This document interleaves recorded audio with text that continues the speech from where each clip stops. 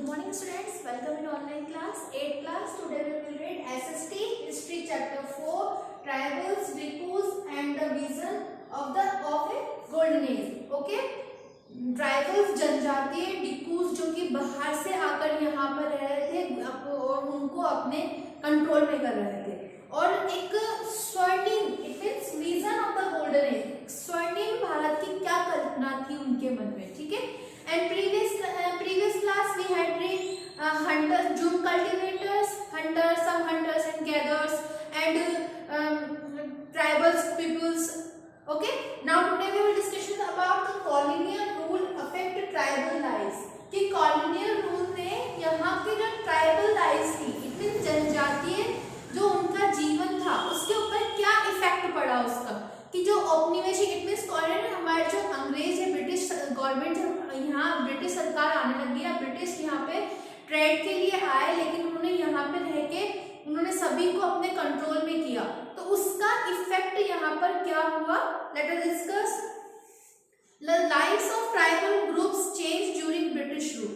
कि British rule के दौरान उनके जो ट्राइबल पीपल की जो लाइफ थी वो अफेक्टेड होने लग गई थी, प्रभावित होने लग गई थी. What happened to tribal chiefs, कि आदिवासी जो ट्राइबल चीफ्स थे, जो आदिवासी जो मुखिया था, चीफ मतलब जो उसमें आदिवासियों के ग्रुप का जो हेड था, तो वो क्या हुआ उनका. Before the arrival of the British in many areas of tribal chiefs were imported people. कि अंग्रेजों के आने से पहले हमारे यहाँ पे इन मेनी एरियाज के बहुत सारे एरियाज ऐसे थे जिनमें आदिवासियों के मुखिया जो चीफ होते थे वो यहाँ पे महत्वपूर्ण स्थान होता था उनका. कि जो ब्रिटिश के आने से पहले कि जो ट्राइबल्स पीपल्स थे उनका जो हेड था वो इम्पोर्टेंट पर्सन होता था वहां का.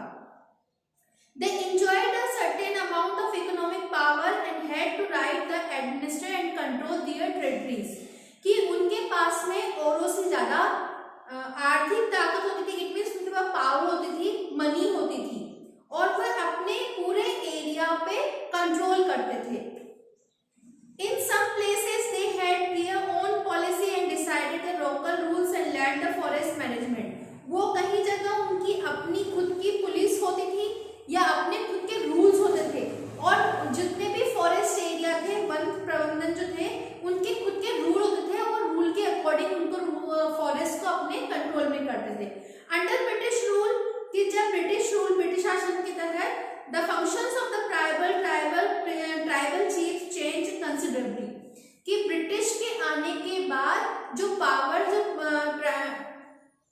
ट्राइबल चीफ्स के पास में होती थी वो धीरे धीरे उसमें चेंजेस आने लग गए, क्योंकि ब्रिटिश जो थे उनको सभी की पावर ब्रिटिश चाहते थे कि जो भी हो हमारे पास हो, हम उसको अपने कंट्रोल में करें. तो ब्रिटिश अपनी सभी पावर्स को अपने कंट्रोल में करना चाह रहे थे, तो धीरे धीरे जो ट्राइबल चीफ्स की जो पावर्स थी वो ब्रिटिश रूल के पास में आने लगी. They also had to pay tribute to British and discipline and tribal groups on the behalf of the British. कि ब्रिटिश अधिकारियों के द्वारा बनाए गए नियम उनको मानने पड़ते थे और उनको बहुत प्रेशराइज किया जाता था उनके रूल्स को फॉलो करने के लिए. Now next topic is what happened to the shifting cultivators. कि जो शिफ्टिंग कल्टीवेटर्स जो थे उनका क्या हुआ. The British were uncomfortable with the group who moved about and did not have fixed home. कि जो ब्रिटिश जो ऐसे समूह जो अंग्रेजों को काफी परेशानी थी, अंग्रेजों को इस चीज से बहुत प्रॉब्लम थी कि वो इस चीज में असहज अनकंफर्टेबल लगते थे कि वो वहां भटकते हुए, it means groups who moved about, कि जो कोई ग्रुप एक स्थान से दूसरे स्थान पर जाकर वहां पे शिफ्टिंग कल्टीवेशन कर रहे थे, उनके पास में खुद का कोई फिक्स्ड होम नहीं था, तो वो ठहर कर रहे थे. इसीलिए वो जो ब्रिटिश थे वो इसमें अनकंफर्टेबल फील कर रहे थे, क्योंकि उनको ये लगता था कि ये यहीं रहे, इनसे हम कंटिन्यूसली में रेवेन्यू कलेक्ट करते रहे और ये हम जैसा बोलेंगे वे वैसा करने को करेंगे. They wanted tribal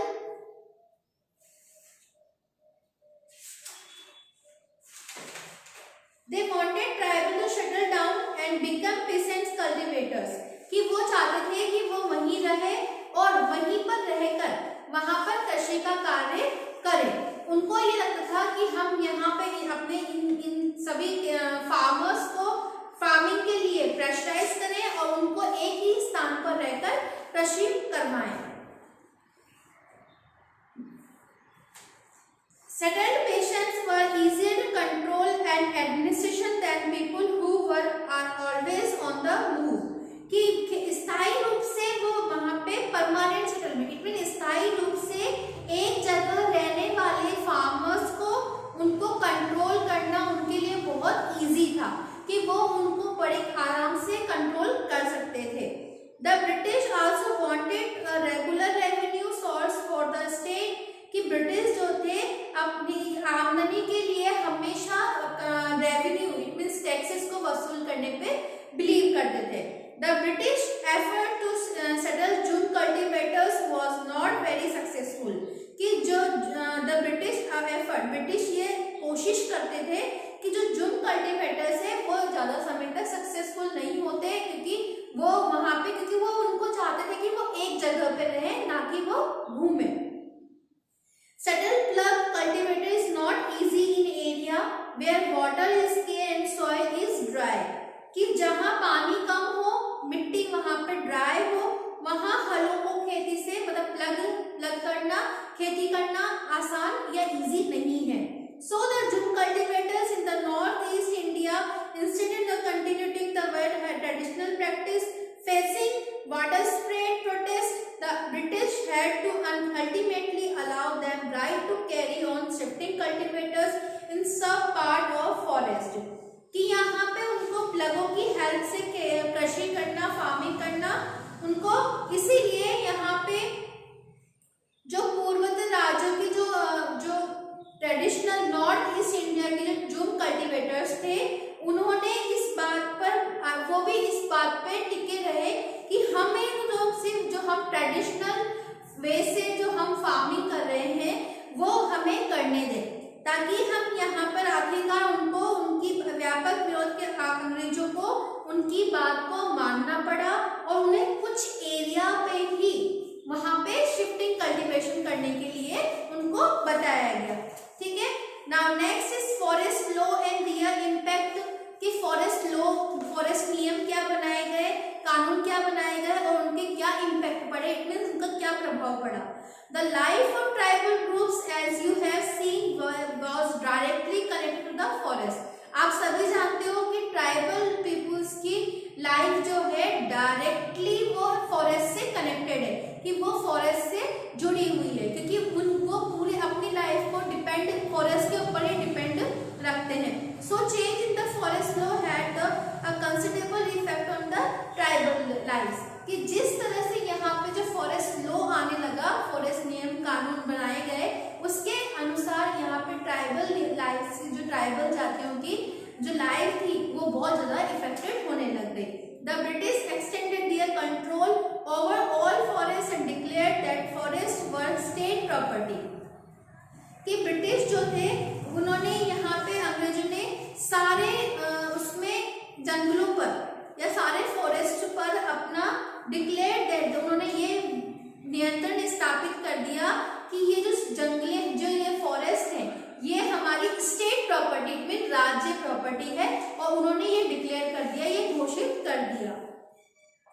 Some forests were classified as reserve forest for they produce timber which the British wanted, कि कुछ जंगलों को उन्होंने रिजर्व फॉरेस्ट आरक्षित जंगलों में बदल दिया, जिसके लिए वो टिम्बर जो थे वो अपने लिए जो टिम्बर्स लकड़ियां चाहते थे उसके लिए उन्होंने उसको रिजर्व्ड फॉरेस्ट कर दिया, जहां पर कोई भी ट्राइबल पीपुल वहां से लकड़ियों को नहीं काट सकता, वहां पे जूम कल्टीवेशन भी नहीं कर सकता। तो उन्होंने कुछ एरियाज को उन्होंने अपने कंट्रोल में किया, अपने लिए रिजर्व्ड कर लिया, और वहां पे उन लोगों को जाने की और आने की मनाही भी कर दी। But once of the British stopped the tribal people from living inside the forest, जैसे कि अंग्रेजों ने जंगलों के भीतर ट्राइबल पीपुल्स को जाने के लिए भी पाबंदी लगा दी। They faced a problem, उनको बहुत प्रॉब्लम्स फेस करनी पड़ी।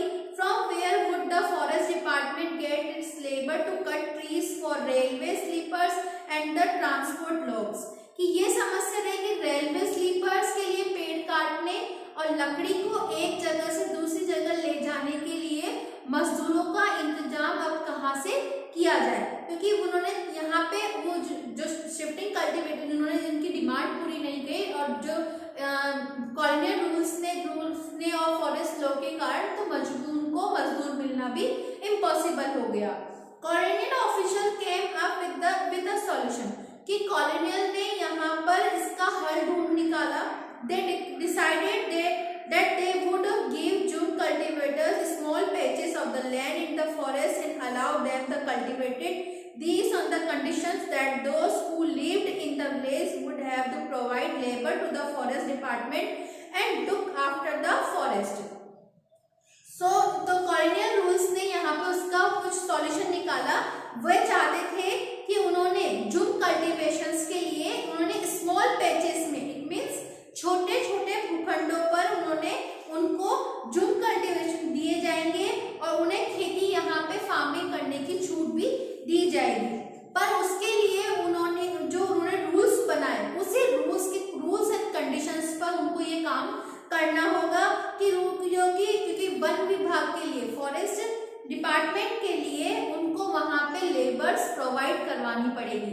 कि उनको गवर्नमेंट कॉलोनियल ने क्या किया, फिर उनके ब्रिटिश ने, कि कोई भी लेबर उनको वर्क करने के लिए नहीं मिलने लगी, तो इसके लिए उन्होंने क्या किया कि उन्होंने उन लोगों को एक तरह से ये ऑप्शंस दिया कि अगर तुम्हें ये यहाँ पे अगर कृषि करनी है तो स्मॉल पैचेस में हम तुम्हें लैंड देंगे और उसके बदले में आपको यहाँ पर फॉरेस्ट डिपार्टमेंट में लेबर्स को भी भेजना पड़ेगा। तो इस So in many regions, the forest department established forest villages and ensure a regular supply of cheap laborers.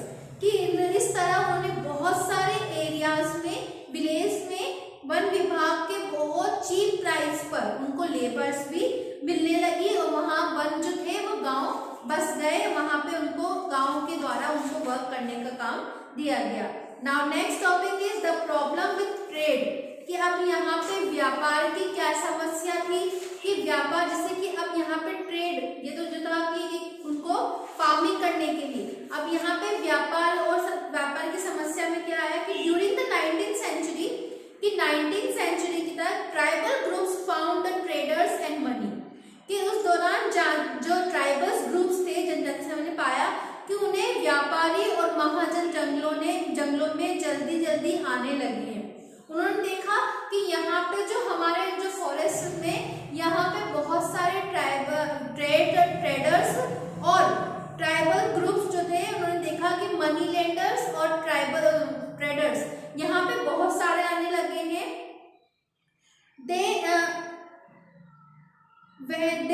they lender were coming into forest more often, vending to the buy forest produce, offering cash loans and asking them to work for wages.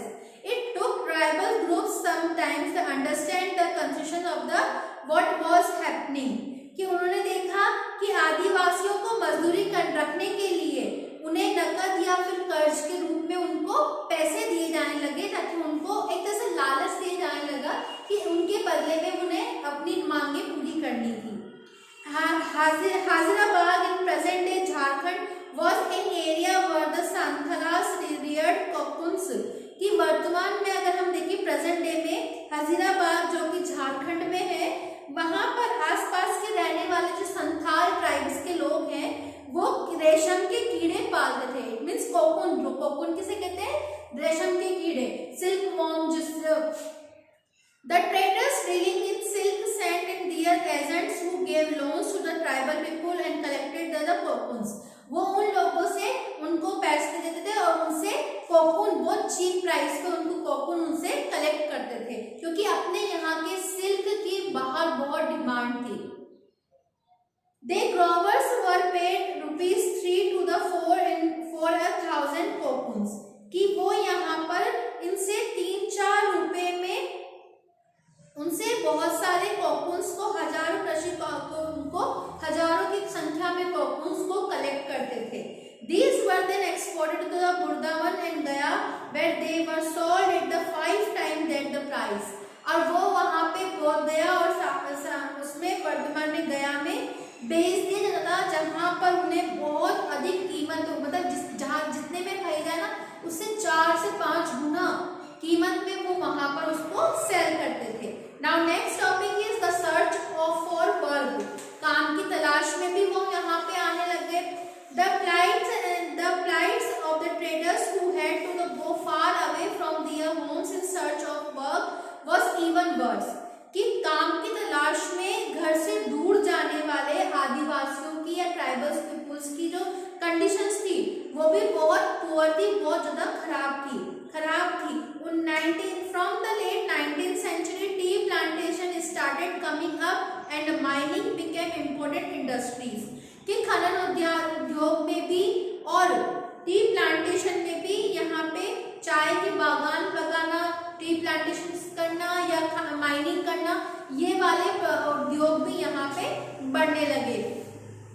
Tribals were registered a large number of work tea plantation of Assam and the coal mines of Jharkhand, कि यहाँ आसाम के चाय के बागानों में और झारखंड की coal mines में बहुत सारे वर्कर्स की उनको जरूरत पड़ी, तो वहाँ पे बहुत सारे ट्राइबल्स पीपुल्स ने यहाँ पे वर्क करना स्टार्ट किया। वहाँ के काम की तलाश में वो गांव से इन एरियाज में आने लगे।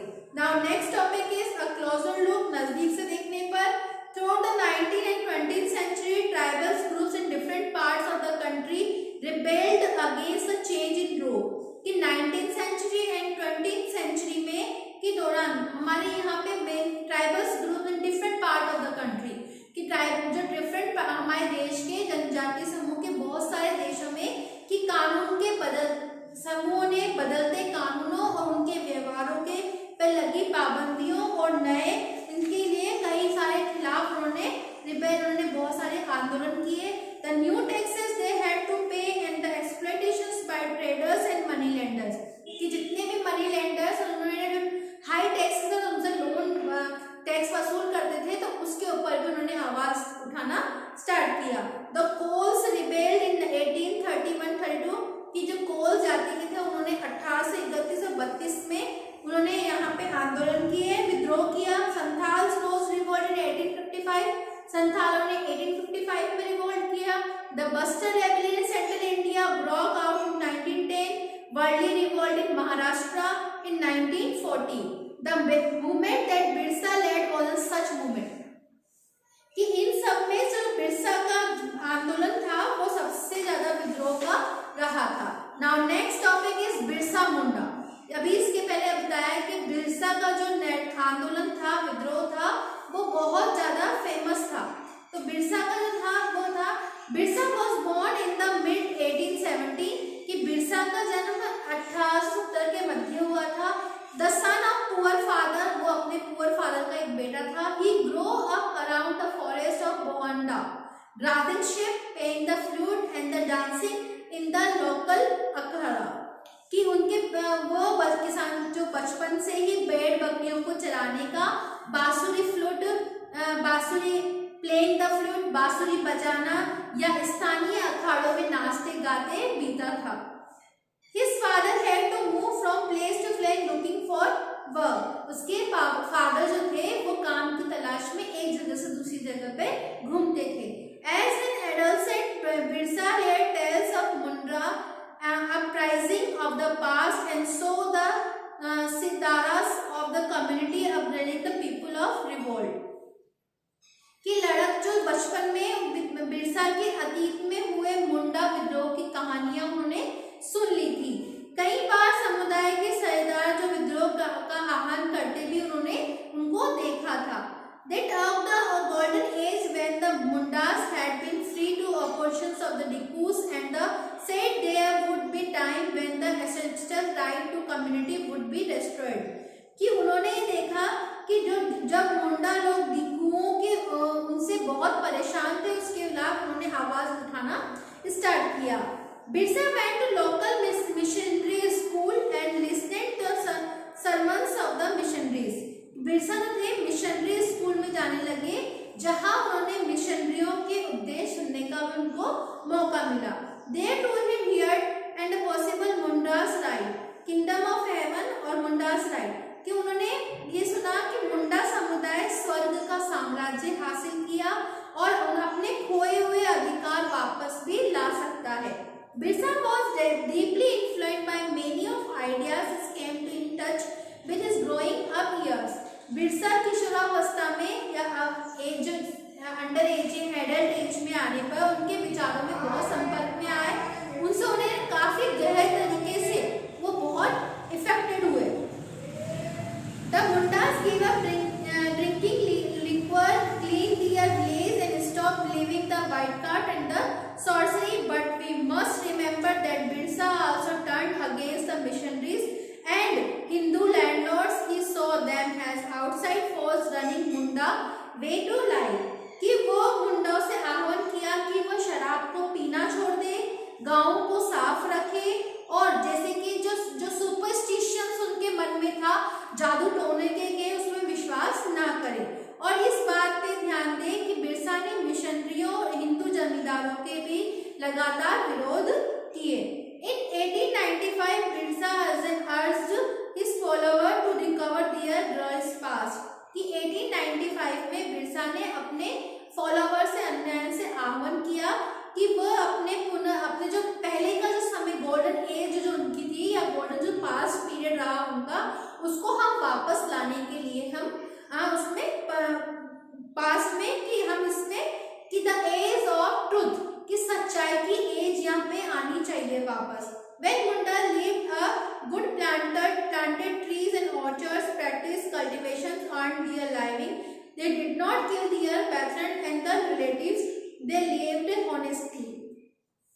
कि वो यहाँ पे चाहते थे कि यहाँ पे पेट पालने के लिए पेड़ और बागों को, कुदरती झरनों को, जो भी जो नेचुरल चीजें थी उन सभी को हमें करना चाहिए, ताकि हम यहाँ पे खून नहीं बहाते थे। कि हम उस समय जो नेचुरल चीजों पर वो डिपेंड थे, लेकिन आज के समय में हम एक दूसरे को मारने में इनमें बिलीव करें। वो ईमानदारी से जीते थे। बिरसा चाहते थे कि लोग एक बार फिर से अपनी जमीन पर खेती करें, एक जगह टिके रहें, एक स्थान से दूसरे स्थान पर नहीं जाएं। What worried British officials most was the political aim of the Birsa movement. कि अंग्रेजों को बिरसा आंदोलन के राजनीतिक उद्देश्यों से बहुत ज्यादा परेशानी थी। वो चाहते थे कि for it wanted to drive out missionaries, moneylenders, Hindu landlords and the government and set up the Munda Raj with the Birsa at his head. कि ये आंदोलन मिशनरियों, महाजनों, हिंदी भूस्वामियों और सरकारों को बाहर निकालकर बिरसा के नेतृत्व में स्थापित करना चाहते थे। और उन्होंने as the movement spread the British officer decided, जब ये आंदोलन फैलने लगा तो ब्रिटिश जो थे उनको यहाँ पे उनको बहुत डिक्लेयर उनको एक कानून के रूप में सबके सामने पेश करना पड़ा। दे अरेस्टेड बिरसा इन 1895 और बिरसा को 1895 में अरेस्ट किया गया और convicted him in the charge rowing jail him to 2 years और उनको दंगे फसाद के आरोप में 2 साल की उनको सजा भी सुनाई गई। द बिरसा वॉज रिलीज इन 1897। 1897 में जब जेल से वापस बिरसा आए तो उन्होंने touring with the village gather support, उन्होंने समर्थन जुटाने के लिए गांव-गांव घूमने लगे और उन्होंने he use traditional symbols and language to roast people, लोगों को उकसाने के लिए उन्होंने वहाँ की जो भाषा और उन लोगों के ट्रेडिशनल उसको अपनाना स्टार्ट किया। उन्होंने destroy the upgrading them to destroy Ravana, Ravan डिकूज या कॉलोनियल यूरोपियंस को डिकू उनको रावणों की उपाधि दी। And the control leadership Birsa follow begin trading the symbols of diku and European power. Birsa ने अनुयायियों को डिकू और यूरोपियन पावर को निशाना बनाने लगे और उन्होंने यहाँ पे जो हमारे मनी लेंडर्स और जो जमींदार जो थे उनकी प्रॉपर्टीज को, संपत्तियों को उन्होंने धावा खोल दिया, उनको अपने अंदर करने लगे। इन 1900 Birsa died of the cholera and the movement faded out, कि बिरसा की हैजे से मृत्यु हो गई और जो उनका मूवमेंट था वो भी धीरे धीरे ठंडा पड़ने लग गया और उसमें जो कॉलोनियल रूलर्स से जो थे उनको बहुत ज़्यादा इफेक्ट होने लगा और उन्होंने सभी वापस अपने आसानी से कब्जा न कर सके। इसके लिए उन्होंने एक बार फिर जता लिया कि अन्याय का विरोध करना और शासन के विरुद्ध अपने गुस्से को अभिव्यक्त करना आदिवासियों का एक उनका कंट्रोल करने का उनका एक पावर था। ठीक है, now your chapter is over.